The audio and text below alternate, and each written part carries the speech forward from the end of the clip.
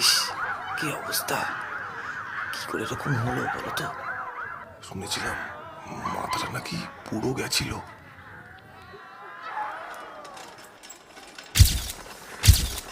লাশটা মর্গে পাঠানোর ব্যবস্থা করো মুখার্জি, আর ফরেন্সিক টিমকে বলো মেঝের এই রক্তের প্যাটার্নটা যেন ভালো করে নোট করে। মিস্টার সেন একজন যথেষ্ট রিনাউন্ড পার্সন ছিলেন, শেষে কিনা তার এই পরিণতি। স্যার, বডিটার অবস্থা দেখেছেন? ধর থেকে মাথাটা কেউ যেন... জানি মুখার্জি, ধর থেকে মাথাটা কেউ যেন প্রবল আক্রোশে ছিঁড়ে নিয়েছে, আর সাথেই চোখ দুটোও খুবলে নেওয়া হয়েছে। ধরের সাথে এবং চোখের ফাঁকা অংশে অসমভাবে লেগে থাকা চামড়ার খণ্ডগুলি দেখলেই তা বোঝা যাচ্ছে। আমি শুধু ভেবে অবাক হচ্ছি যে একজন মানুষ ঠিক কতটা শক্তিধর হলে এহেন কাজ করতে পারে। ঘরের জিনিসপত্রগুলিও তো সব গোছানো রয়েছে। যদি উদ্দেশ্য শুধুই খুন করার হতো তাহলে অযথাই এত নৃশংসতা দেখানোর কোনো প্রয়োজন ছিল না। না, হিসেবটা মিলছে না। মুখার্জি, তুমি বরং ঘরটা ভালো করে সার্চ করে দেখো, যদি কোনো ক্লু পাওয়া যায়।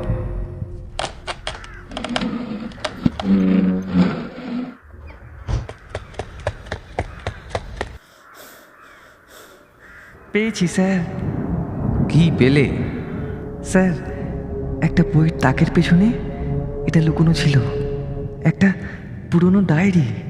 কিন্তু কিন্তু কি? স্যার, ডায়েরিটা হাতে নিতেই একটা আষ্টে গন্ধে কাটা গুলিয়ে উঠছে, ঠিক যেন কসাইখানার গন্ধ। চামড়ার কভার, কিন্তু দেখুন ওপরে এগুলো কি কালির দাগ নাকি? এগুলো কালির দাগ নয়, শুকনো রক্ত।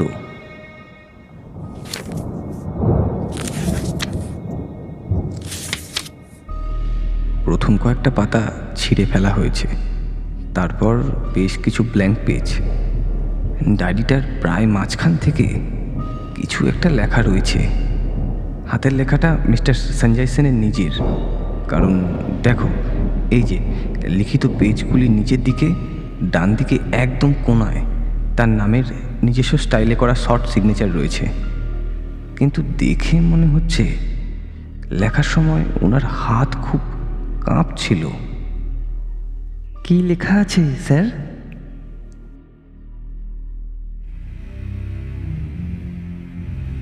দ্য মিস্টিক বাংলা 6-এ আজকে শুনছেন ছায়া শরীর। ভূত প্রেত, তন্ত্রমন্ত্র, ব্ল্যাক ম্যাজিক ইত্যাদি কুসংস্কারকে আমাদের চ্যানেল কোনোভাবেই সাপোর্ট করে না। গল্পের প্লট বা আবহ তৈরির জন্যই লেখক এগুলির ব্যবহার করে থাকেন। এগুলিকে বিনোদনের অংশ হিসেবে ধরে নেওয়াই ভালো। আমাদের সমস্ত অরিজিনাল গল্পগুলি শুনতে ঝটপট চ্যানেলটিকে সাবস্ক্রাইব করে বেল আইকনটি প্রেস করুন, নইলে কিন্তু ঠকবেন। ছোট নাগপুরের জঙ্গল, 1987 আর্কিওলজিক্যাল সাইট।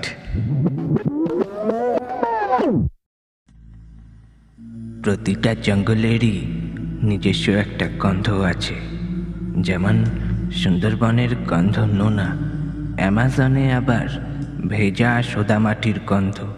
কিন্তু ছোট নাগপুরের জঙ্গলের গন্ধটা ঠিক যেন পুরনো তামাটে ধরনের, ভীষণ আদিম। যুগ যুগ ধরে সহস্র ক্ষতের ভার বহন করে চলেছে। এখানে লাল মাটির ধুলো যখন ওড়ে তখন বাতাস হয়ে ওঠে রক্তমাখা। কখনো কখনো আবার গ্রীষ্মের ঝাঁঝা করা দুপুরে মহুয়া ফুলের তীব্র সুবাস বয়ে এসে মাথা ঝিম ধরিয়ে দেয়। শাল পিয়ালের এই জঙ্গলে, যেখানে সূর্যের আলো মাটি ছোঁয়ার আগে অনুমতি নেয়, সেখানে এমন কিছু অপেক্ষা করে আছে যা মানুষের তৈরি ঈশ্বরের চেয়েও অনেক বেশি প্রাচীন, অনেক বেশি হিংস্র। রাঁচি থেকে প্রায় 150 কিলোমিটার ভেতরে, পালামৌ ডিস্ট্রিক্টের কাছে। এক্স্যাক্ট জায়গাটার নাম আমি বলছি না, কারণ আমি চাই না আর কেউ ওখানে যাক। ইন্ডিয়ান ইনস্টিটিউট অফ আর্কিওলজিক্যাল রিসার্চের তরফ থেকে তলব পেয়ে আমি সেখানে যাই। এই ঘোরাঘুরি তখনও শুরু হয়নি। আশপাশের বনাঞ্চল ঘুরে ঘুরে জায়গা জরিপ করা চলছিল। ঘোরাঘুরি আবার আমার চিরকালেরই নেশা, তাই প্রায় ড্রাইভার সুখরামকে নিয়ে সাইটের বাইরেও নানান সব অচেনা অজানা বন জঙ্গলের মধ্যে ঘুরে বেড়াতাম। সেদিনও ঠিক এরকমই প্ল্যান ছিল। সুখরামকে নিয়ে আবারও বেরিয়েছি। দুপাশের ঘন জঙ্গল, মাঝখান দিয়ে চিড়ে যাওয়া মোরাম রাস্তা। সুখরাম বারবার করে রিয়ার ভিউ মিররে কি যেন একটা দেখে নিচ্ছিল। বিকেল গড়িয়ে সন্ধে নামছে। জঙ্গলের ছায়াগুলো হামাগুড়ি দিয়ে রাস্তার ওপরে চলে এসেছে।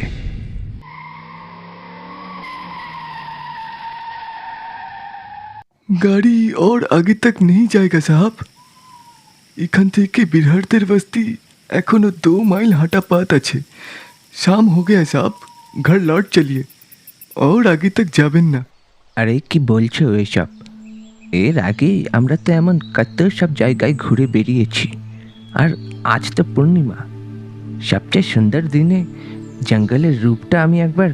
छोटा नागपुर का जंगल पूर्णिमासी की रात में सुंदर ना खतरनाक আছে।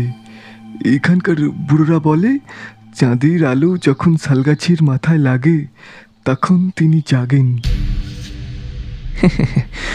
কে জাগে? বাঘ?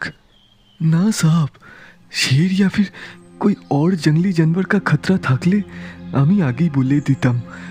আমি जिसका भय পাচ্ছি এখানে उसका नाम लेना भी मना है।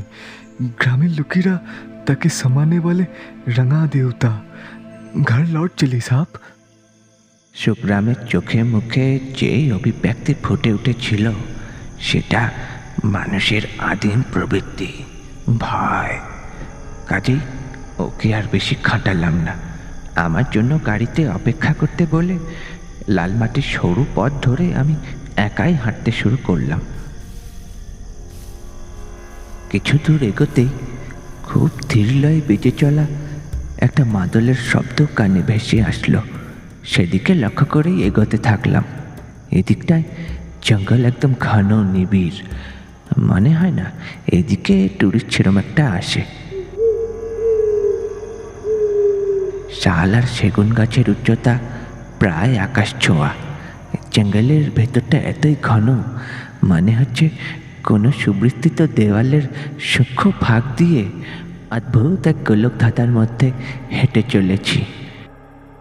পূর্ণিমা হলেও চাঁদের আলো সব জায়গায় মাটি অব্দি এসে পৌঁছচ্ছে না। তার আগেই শাল পিয়ালের জঙ্গল সুবৃহৎ হাঁ করে তাকে গিলে ফেলছে। হাঁটতে হাঁটতে খেয়াল করলাম হঠাৎই বাতাসের তাপমাত্রা যেন কমতে শুরু করেছে। আমার একটু একটু শীত শীত করতে লাগলো। হাড়িয়া বা ওই জাতীয় কোনো দেশি মদ আর তার সাথে পোড়া ধূপের ঝাঁঝালো মিষ্টি গন্ধ এসে নাকে ঝাপটা মারল। মাদলের আওয়াজটা আরও তীব্র হয়ে উঠেছে।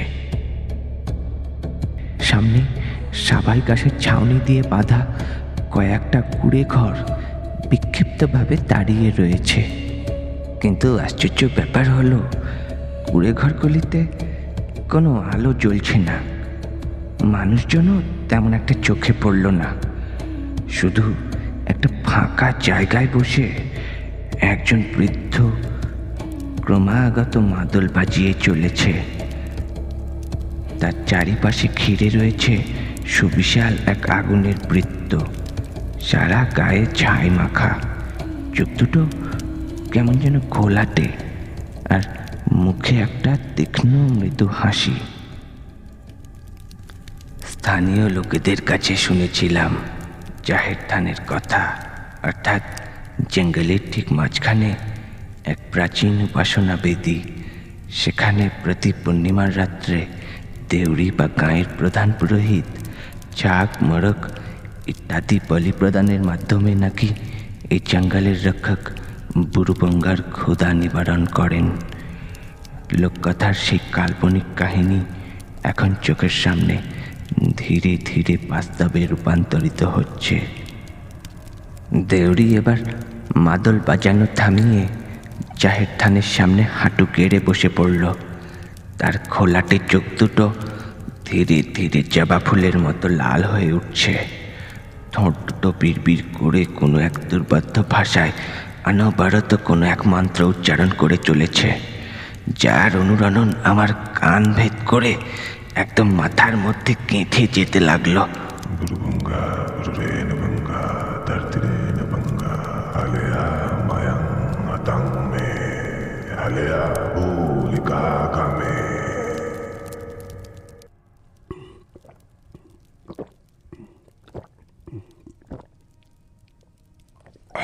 সামনে হাঁড়িতে পচিয়ে রাখা দেশি মাদের কিছুটা গলায় ঢাক ঢাক করে ঠেলে নিয়ে এক তাল সিঁদুর বেদিতে মাখিয়ে দিতে থাকলো। দেউড়ি তার ডান হাতে তাড়ালো কাটারিটা দিয়ে নিজেরই বাঁ হাতটা চিড়ে দিল। ফিনকে দিয়ে রক্ত গিয়ে পড়ল সেই সিঁদুর মাখা কালো পাথরটার উপর। ঠিক তখনই পুরো জঙ্গলটা জুড়ে একটা আলোড়নের সৃষ্টি হলো। চোঁ চোঁ শব্দের দমকা বাতাসে গাছের ডালপালা মাড়মাড় করে ভেঙে পড়তে লাগলো। পায়ের তলাতে মৃদু মৃদু কম্পন শুরু হয়েছে। কম্পনটা কিছুক্ষণ পর পর ফিরে ফিরে আসছে, আবার নিজের থেকেই মিলিয়ে যাচ্ছে।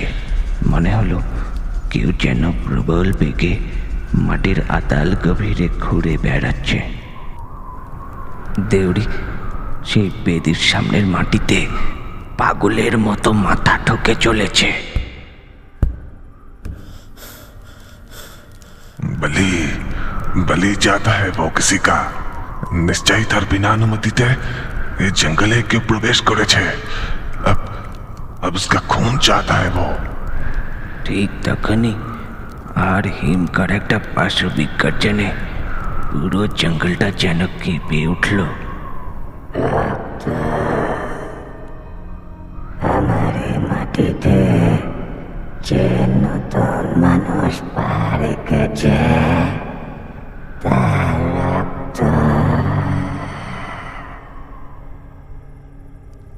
দেউড়ি এবার ধীরে ধীরে উঠে দাঁড়িয়ে কটমট চোখে আমার দিকে তাকালো। এমন বিভৎস সেই দৃষ্টি যে আমার প্রাণ পাখি প্রায় খাঁচা ছাড়ার জোগাড়। এই কে আছিস?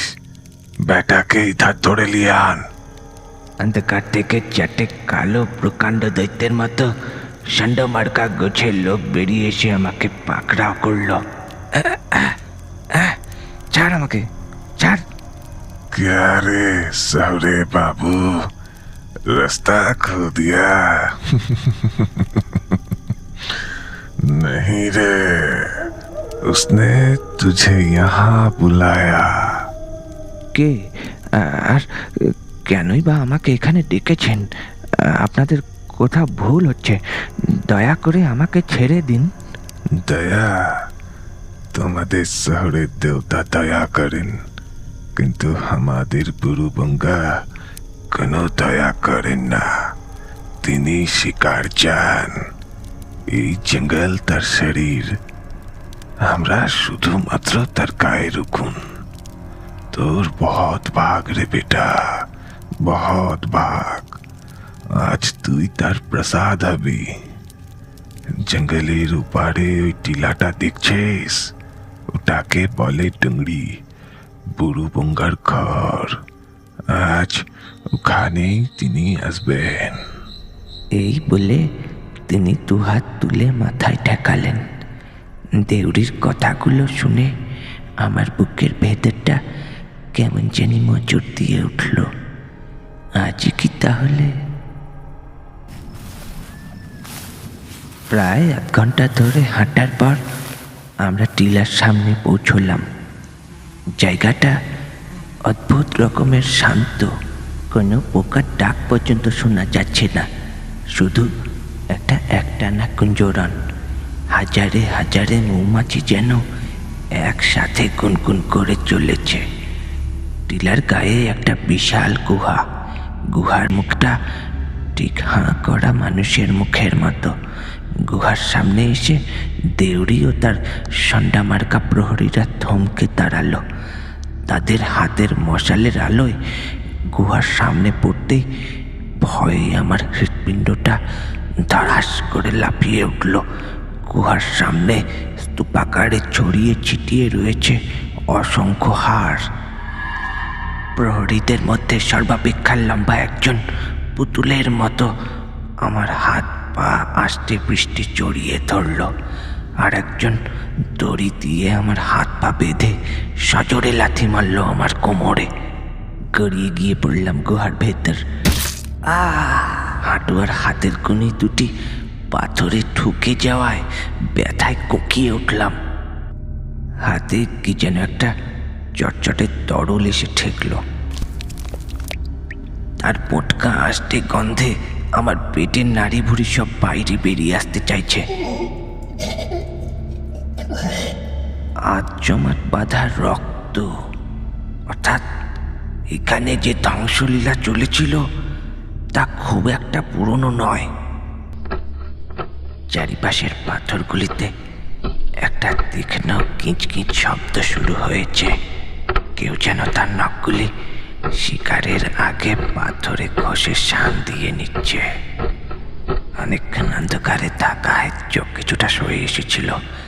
দেখলাম গুহার ছাদ থেকে বট অসত্যের ঝুড়ির মতো ঝুলে রয়েছে অসংখ্য মোটা মোটা শেকড়, কিন্তু সেই শিকড়গুলো স্থির নয়, সাপের মতো কিলবিল করছে। তাদের শিকারের ঘ্রাণ পেয়ে যেন জেগে উঠেছে। কাছেই কিছু যেন একটা ধপ করে পড়ার শব্দ পেলাম। প্রায় 10 ফুট লম্বা একটা অবয়ব ধীরে ধীরে আমার দিকে এগিয়ে আসছে। তার চোখ বা মুখ অবয়ব তেমন একটা বোঝা যাচ্ছে না। গোটা শরীর জুড়ে শুধু হাজারে হাজারে সেই মোটা মোটা শিকড়গুলি সরীসৃপের মতো বুকে ভর দিয়ে এদিক সেদিক ঘুরে বেড়াচ্ছে। আমার কাছে এসে থমকে দাঁড়িয়ে ভীষণ গর্জন করে উঠল সেই অবয়বটা। আর সঙ্গে সঙ্গে সেই জীবন্ত পরজীবীগুলি তার শরীর থেকে বেরিয়ে ধীরে ধীরে আমার দিকেই ধেয়ে আসছে। শয়ে শয়ে পিঁপড়েরা যেমন তার শিকারকে ঘিরে ফেলে, তারাও তেমনি করে আমার দেহটাকে ঘিরে ফেলছে। আমার নাক, মুখ, কান দিয়ে ঢুকে যাচ্ছে আমার মাথার ভেতরে।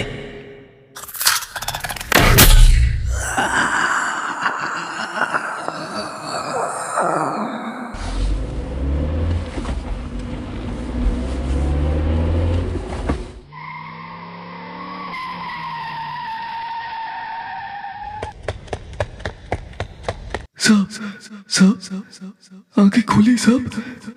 कितनी बार आपको बोला था लौट चलिए, किंतु आपने हमार कोनो कथा सुनलेन ना। अभी भी निश्वास पड़ছে, मतलब एखोनो जिंदा आছি। ये सब लोग जल्दी आओ रे, हमको सांप मिल गया। আমাদের তাড়াতাড়ি হসপিটালে যেতে হবে। কুইক, সাপকে এক্ষুনি গাড়িতে তোলো।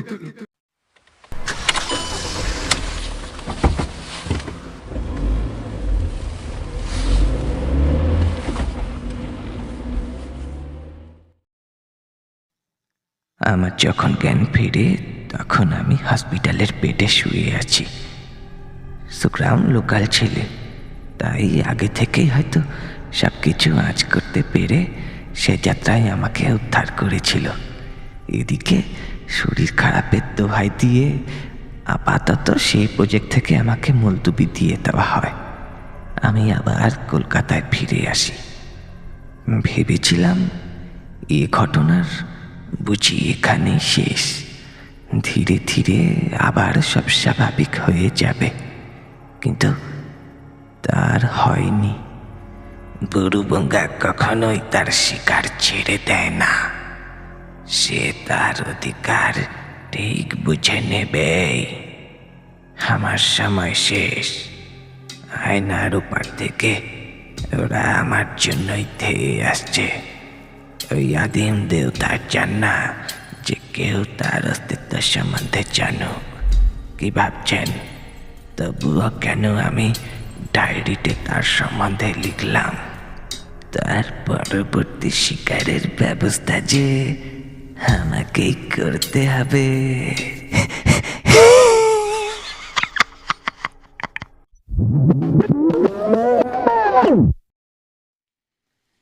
বাহিরের কোনো লোক যদি তার অস্তিত্ব জেনে ফেলে তাহলে নরক থেকে উঠে আসবে শয়ে শয়ে ছায়া শরীর এবং গিলে খাবে তার আত্মাকে।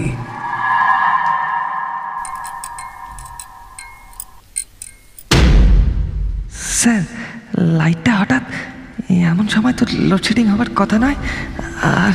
আর এই আষ্টে গন্ধটাই বা কোত্থেকে আসছে? আরে বাবা, আগে টর্চটা জ্বালাও, ফাস্ট। ধুর, টর্চটাও কাজ করছে না। এখনই বিকল হতে হলো। দেওয়ালের দিকে তাকান স্যার, অক্টোপাসের পায়ের মতো ওগুলো কি নড়াচড়া করছে? কে কে ওখানে? Hands up. আমি কিন্তু এবার ফায়ারিং করতে বাধ্য হব।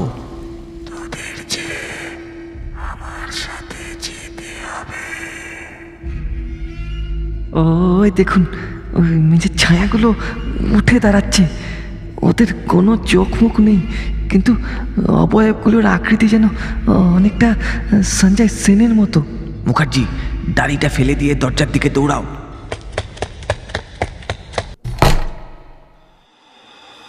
খুলছে না স্যার, দরজা খুলছে না। আমাকে বাঁচান স্যার, ওরা আমাকে ধরেছে। আমার দম বন্ধ হয়ে আসছে sir. Mukherjee, you must have to die.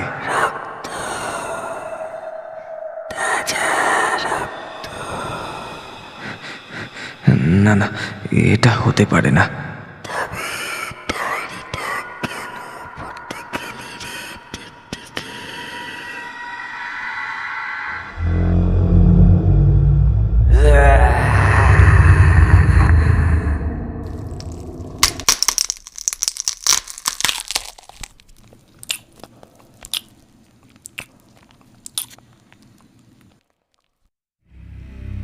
শুনছিলেন ছায়া শরীর। শীঘ্রই ফিরছি আবারও কোনো এক নতুন গল্প নিয়ে। আমাদের সমস্ত অরিজিনাল গল্পগুলির নোটিফিকেশান সবার আগে পেতে ছটপট চ্যানেলটিকে সাবস্ক্রাইব করে বেল আইকনটি প্রেস করুন। Subscribe to our official channel for regular updates and be a part of the mystic Bong family. শুভরাত্রি।